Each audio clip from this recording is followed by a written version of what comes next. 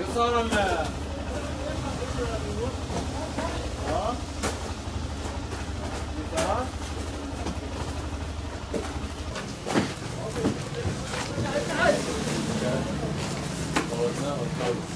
يلا يلا.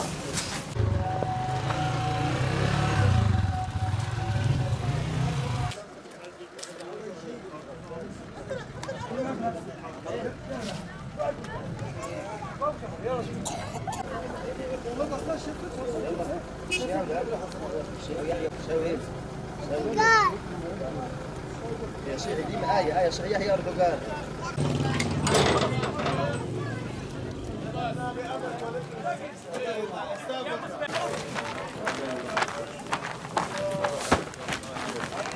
البيضة هذه.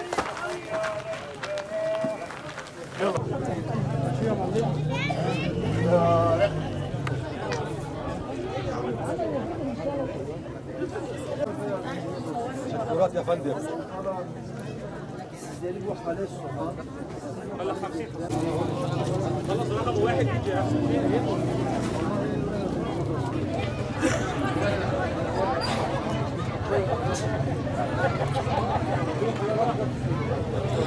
روح يلا يلا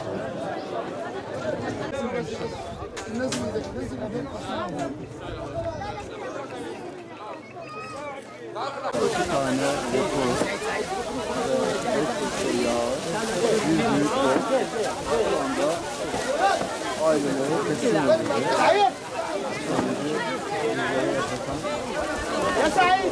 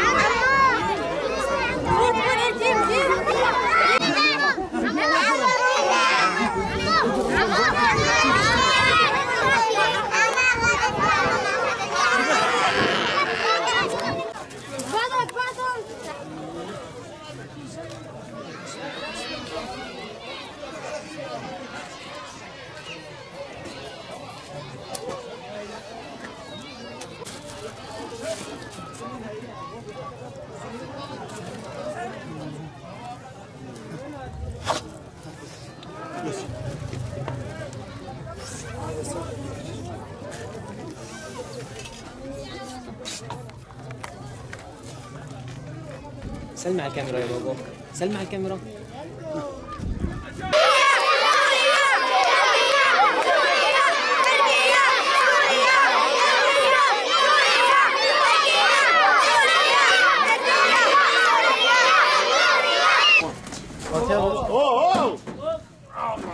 Tamam.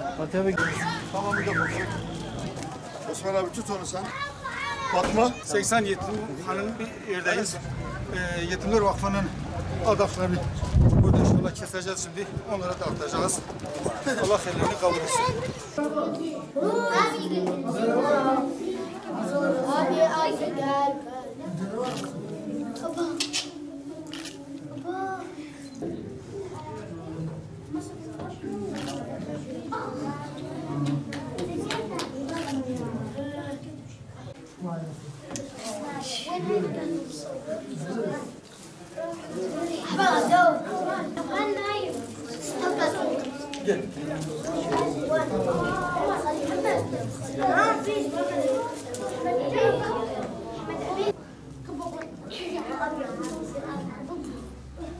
Hadi Allah.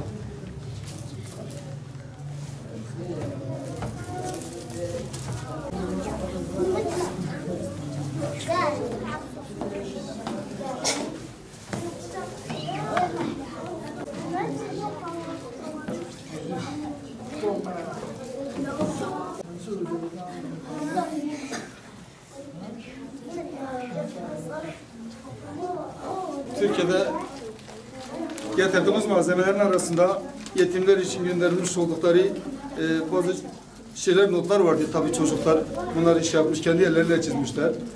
Buradaki yetim kardeşlerine göndermek için şey yapmışlar. İman varsa umut da var. Böyle bir yazı göndermişler. Buradaki yetim kardeşlerimize şey yapmışlar. Tabii başka bir arkadaşımız da aynı şekilde üzülmeyin, Allah sabredenlerle beraberdir diye Ömer Çiçek adlı bir tane çocuğumuz buradaki yetim kardeşlerine göndermişler. Evet.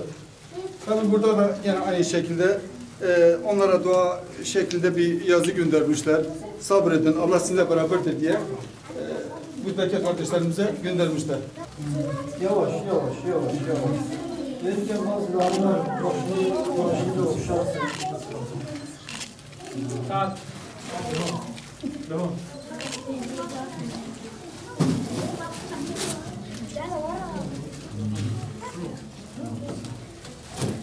Anneleri ve de babaları vardır. Allah haklarını bırakmasın. Kim sebep olmuşsa Allah da onlara bırakmasın. Onları perişan etsin. Neyse, Allah kahretsin. Onlara bir tane ver.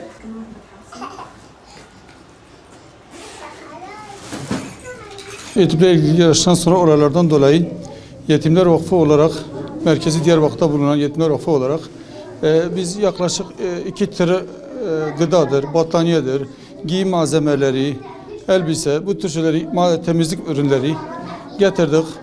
Birebir geldik, kamplara gittik. İdlib'de karşımızda şu an Türkiye sınırına yakın olan kamplara gittik.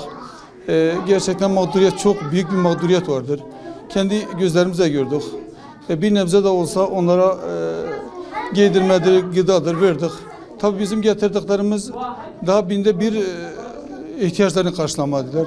Yani mağduriyet gerçekten çok ciddi bir boyuta ulaşmıştır. Yani kamplarda da kendileri görüştüklerimizde su yok, banyo yok, lavabo yok. Yaşlılar var, hastalar var, engelli hastalar var, yatalaklar vardır. Yani gerçekten sıkıntı çok büyüktür. Tabii bu konuda bize yardımcı olan hayırseverlere Allah razı olsun. Sizin aracınızda onlara teşekkürlerimizi sunuyoruz. Tabii ayrıca gene bir çağrı yapıyoruz o hayırseverlere. Yani gerçekten mağduriyet çok büyük bir şey vardır. Büyük bir boyutlara ulaşmıştır. Yani bu konuda sadece bu şekilde getirdik, verdik de yetinmeyelim. Bundan sonra da devam etsinler. Özellikle çadır kentlerde yaşayan mağdurlar çok sıkıntılar çekiyor. Bizim getirdiklerimiz tabii yetim ailelere şey yaptık, dağıttık. Yetim çocukları giydirdik. Şu an burada zaten bulunduğumuz yerde de yetimlere ait bir çocuk evi vardır. Yaklaşık 80 tane çocuk burada kalıyor. Bir 60 küsur erkek, diğerleri kız. Onlara da giydirme yaptık. Aynı zamanda biz onlara adak kurbanı kestiğimiz etleri de getirip dağıttık. Allah hayırseverlerin hayrını kabul etsin. Teşekkür ederim.